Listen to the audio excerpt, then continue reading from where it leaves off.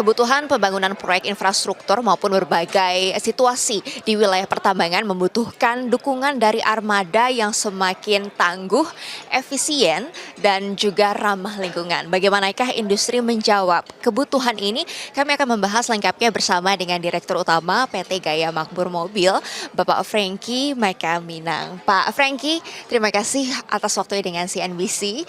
Saat ini dunia industri terutama pertambangan dan juga pembangunan infrastruktur gitu ya Pak, butuh armada yang semakin tangguh, efisien, dan ramah lingkungan begitu ya Pak. Nah, saya izin bertanya terkait dengan efisiensi terlebih dahulu Pak. Bagaimanakah perusahaan dapat memenuhi kebutuhan dari industri terkait dengan efisiensi Pak?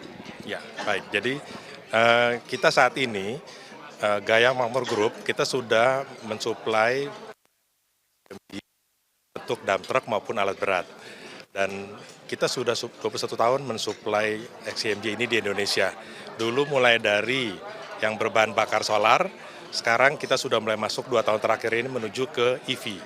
Di mana setelah kita bandingkan, customer-customer kita bisa merasakan penghematan yang didapat itu sangat maksimal.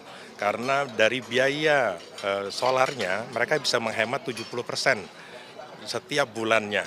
Sehingga banyak orang berkata gini, bahwa investasi truk EV akan lebih mahal.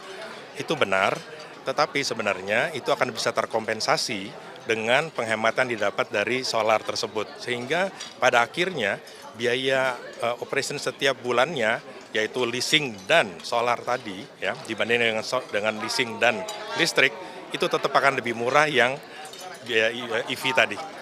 Secara overall-nya berarti akan lebih murah begitu ya secara jangka panjang ketika hitung-hitungan misalkan investasi awal lebih tinggi, tapi penghematannya juga ternyata jauh lebih banyak. Baik, ini luar biasa Pak. Terkait dengan ketangguhannya juga Pak, karena ini dikatakan sebagai armada yang baru begitu ya Pak. Bagaimana sih ketika mengerjakan heavy duty terutama di wilayah-wilayah ekstrim Pak? Jadi XCMG itu sudah memproduksi truk dan alat berat sejak lebih dari 60 tahun yang lalu di China. Dan itu adalah BUMN China yang memproduksi alat berat dan truk ya di China ya.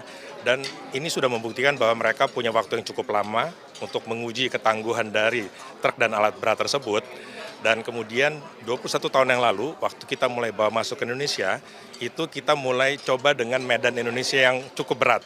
Ya, di mana kemudian dengan waktu berlalu kita bisa menyesuaikan diri, kita bisa minta pabrik untuk meningkatkan performance daripada unitnya, yang dulunya mungkin kadang-kadang masih sedikit rusak ya, sekarang sudah menjadi lebih baik lagi, dan dengan spesifikasi yang seperti itu kita tinggal merubah yang dulunya pakai mesin, kita rubah sekarang memakai motor dan baterai.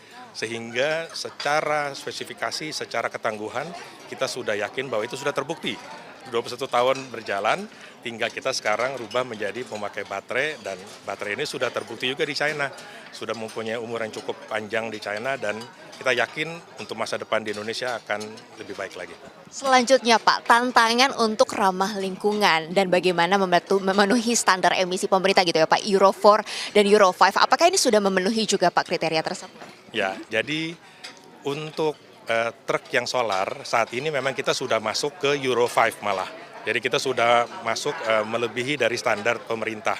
Nah, tapi sebenarnya kalau kita ngomong mengenai emisi, kalau pakai baterai itu malah tidak ada emisi, tidak ada gas buangnya. Jadi sebenarnya malah beyond daripada Euro 5 ya. Jadi ini akan jauh lebih baik dari Terkait juga dengan komitmen dari PT GMM begitu ya Pak untuk menyediakan after sales dari pembelian kendaraan listrik atau armada itu sendiri Pak. Bagaimana dengan kebutuhan spare part, maintenance, mengingatkan proyek-proyeknya bisa saja di daerah-daerah terpencil begitu ya Pak? Betul, ya.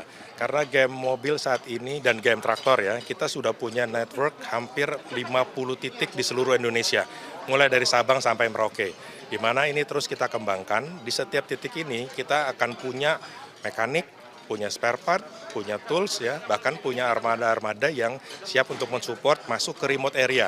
Karena kita tahu medan di Indonesia ini sangat berat. Banyak pengusaha-pengusaha yang punya areal bekerja itu di daerah remote ya, yang di hutan-hutan. Nah, itu kita tetap bisa support dengan tadi tenaga yang sudah cukup handal, karena pengalaman kita 21 tahun, kita sekarang sudah bisa mensupport hampir di seluruh daerah di Indonesia.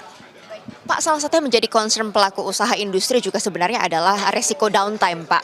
Terkait dengan EV sendiri ini bagaimana sih, Pak? Apakah di lapangan itu juga akan ada GM mobil yang akan mensupport jika terjadi misalkan kendala atau ada harus pergantian baterai seperti itu, Pak? Nah, ini seperti apa, Pak? Ya, betul. Jadi seperti saya katakan tadi, kita punya tadi jaringan service center ya hampir di 50 titik seluruh Indonesia itu, di mana di situ ada mekanik, di situ ada spare part tersedia, sehingga pada saat kendaraan atau truk ya mengalami kerusakan, dengan cepat tim kita bisa datang untuk melakukan reparasi sehingga downtime-nya diminimalisir. Bahkan kita punya program yang namanya Remanufacturing Center, di mana Reman ini kita memproduksi komponen yang kita bilang sekitar 95% dari komponen baru, namanya komponen Reman. Nah, komponen Reman ini harganya hanya 60% daripada harga komponen baru. Sehingga customer punya pilihan, kalau truknya rusak, dia tinggal beli komponen baru, harga 100%, atau beli komponen Reman yang hanya 60%, atau dia mau pakai tetap komponen yang lama, itu kita akan pinjamkan komponen Reman kita, sehingga truk akan bisa tetap beroperasi, sementara kita perbaiki komponennya. Nah, ini akan menjadi solusi sehingga downtime-nya akan sangat-sangat kecil.